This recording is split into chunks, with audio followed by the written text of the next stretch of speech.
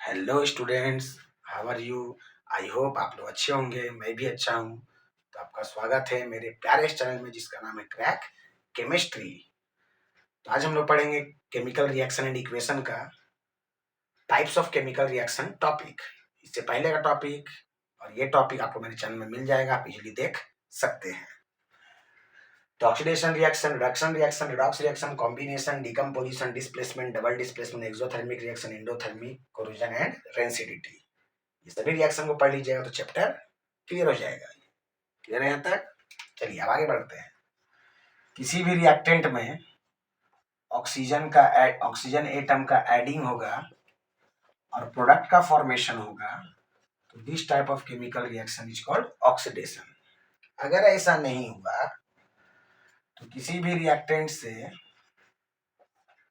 Hydrogen atom का removal होगा, hydrogen atom remove हो जाएगा, तब बोलेंगे this type of chemical reaction is called oxidation reaction.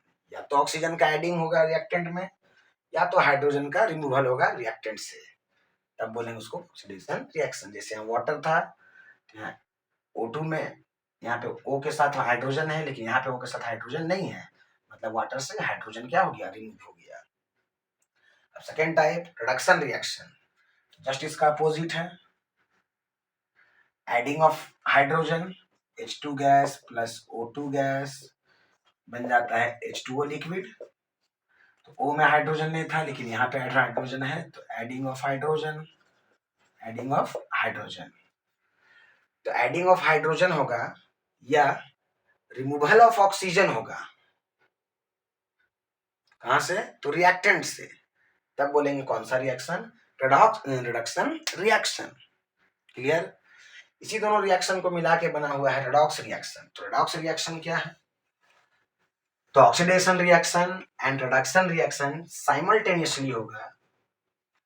Oxidation reaction and reduction reaction एक ही साथ होगा, तब हम लोग बोलेंगे this type of chemical reaction is called redox reaction. Simultaneously दोनों होना चाहिए। For example CuO solid, H2 gas, इससे बन गया Cu सॉलिड प्लस H2O। तो यहाँ से यहाँ रिमूवल ऑफ ऑक्सीजन तो रिडक्शन, यहाँ से यहाँ एडिंग ऑफ ऑक्सीजन तो ऑक्सीडेशन। और दोनों रिएक्शन कैसे होगा? साइमल्टेनियसली होगा, तब बोले हम लोग रिडॉक्स रिएक्शन। क्लियर? इसी में आपको आ जाएगा oxidising agent and reducing agent. तो डोनर ऑफ ऑक्सीजन, जो मटेरियल ऑक्सीजन डोनेट करेगा उसको बोलते हैं ऑक्सीडाइजिंग एजेंट। जो मटेरियल ऑक्सीजन एक्सेप्ट करता है उसको बोलते हैं रिड्यूसिंग एजेंट। क्लियर? हाइड्रोजन के बेस पे जो मटेरियल हाइड्रोजन डोनेट करेगा वो रिड्यूसिंग एजेंट, और जो मटेरियल हाइड्रोजन एक्सेप्ट करेगा वो ऑक्सीडाइजिंग एजेंट। क्लियर? यहां तक समझ में आ गया बात? अब कॉम्बिनेशन रिएक्शन, अगर दो या दो से अधिक रिएक्टेंट कंबाइंड हो जाएगा, जुड़ जाएगा, एक सिंगल प्रोडक्ट का फॉर्मेशन करेगा तो उसको बोलना है कॉम्बिनेशन रिएक्शन। जैसे फर्स्ट वाले में देखे थे C carbon solid plus O2 gas, इससे बन गया था कार्बन डाइऑक्साइड गैस। तो दोनों ऐड हो गया, ऐड होके कार्बन डाइऑक्साइड बनाया, तो इसको एडिशन रिएक्शन या कॉम्बिनेशन रिएक्शन भी बोल सकते हैं, और सिंगल प्रोडक्ट बनना चाहिए इसमें। क्लियर? अब डिकम्पोजिशन रिएक्शन, जैसे H2O लिक्विड, इसमें इलेक्ट्रिसिटी दिए तो डिकम्पोज होके बनाया H2 गैस और O2 गैस। बैलेंस करने के लिए यहाँ भी 2 यहाँ भी 2। जब कोई सिंगल रिएक्टेंट डिकम्पोज हो जाएगा यानी टूट जाएगा, और टूटने के बाद 2 और मोर प्रोडक्ट्स बनाएगा, तब बोलेंगे उसको हम लोग डिकम्पोजिशन रिएक्शन। अब डिस्प्लेसमेंट रिएक्शन, जब कोई एक एलिमेंट जैसे CuSO4 एक्वस, इसका कलर ब्लू होता है, CuSO4 को Zn से रिएक्शन करा दिए या आयरन नेल से रिएक्शन करा देंगे सॉलिड, तो बन जाएगा FeSO4 एक्वस प्लस Cu। जब कोई more reactive element less reactive element को उसके कंपाउंड से रिमूव कर देता है, तो this type of chemical reaction is called displacement reaction. जैसे आयरन जो है मोर रिएक्टिव एलिमेंट है, कॉपर जो है लेस रिएक्टिव एलिमेंट है, तो आयरन जो है कॉपर को क्या कर दिया, रिमूव कर दिया उसके कंपाउंड से, इसलिए हम लोग बोल रहे हैं this reaction is called displacement reaction. ऊपर का बात समझ में आ गया, अब थोड़ा इसको इरेज करते हैं। तो डिस्प्लेसमेंट क्लियर हो गया।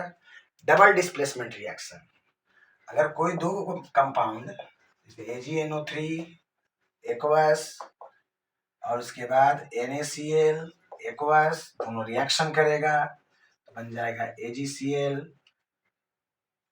Solid plus NaNO3 aqueous. जब दो कंपाउंड रिएक्शन करेगा और दोनों कंपाउंड के बीच आयन का एक्सचेंज होगा, आयन का एक्सचेंज होगा, तो this reaction is called double displacement reaction. अब आते हैं एक्सोथर्मिक रिएक्शन में।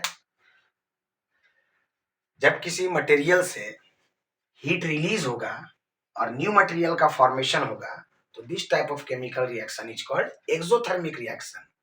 तो कहीं भी एक्सोथर्मिक रिएक्शन आएगा मतलब मटेरियल से हीट रिलीज हो रहा है और न्यू मटेरियल का फॉर्मेशन हो रहा है, this reaction is called exothermic reaction.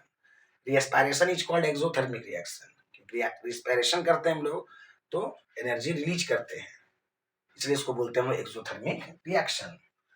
Endothermic reaction किसको बोलेंगे, तो जब कोई मटेरियल हीट को एब्जॉर्ब करेगा, इंडोथर्मिक रिएक्शन जब कोई मटेरियल हीट को एब्जॉर्ब करेगा और एब्जॉर्ब करके न्यू मटेरियल का फॉर्मेशन करेगा, तो this type of chemical reaction is called endothermic reaction. Clear है। अब आते हैं कोरोजन पे। जब कोई भी मेटल वाटर से या इन्वायरमेंट के गैसेस से रिएक्शन करता है, तो मेटल के अंदर और मेटल के बाहर गैस का लेयर जम जाता है और न्यू मटेरियल का फॉर्मेशन होता है। क्लियर। तब बोलेंगे हम लोग कि मेटल में कौन सा रिएक्शन हो गया है, कोरोजन। इसका एक सिंपल एग्जांपल है रस्टिंग ऑफ आयरन।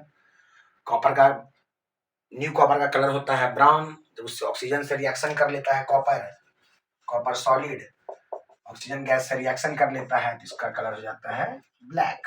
CuO का कलर कैसा हो जाता है, ब्लैक। तो बोलेंगे कॉपर का क्या हुआ है, कोरोजन हुआ है। क्लियर। रेंसिडिटी, जब कोई ऑयली या फैट मटेरियल ऑक्सीजन गैस से रिएक्शन कर लेता है तो ये रेंसिड हो जाता है। रेंसिड का मतलब उससे गंध निकलने लगता है, अनप्लीजेंट गंध निकलने लगता है और रेंसिड हो जाता है। और रेंसिड होने के बाद जब रेंसिड हो जाएगा तब उसको बोलेंगे उसमें कौन सा रिएक्शन हुआ है, रेंसिडिटी।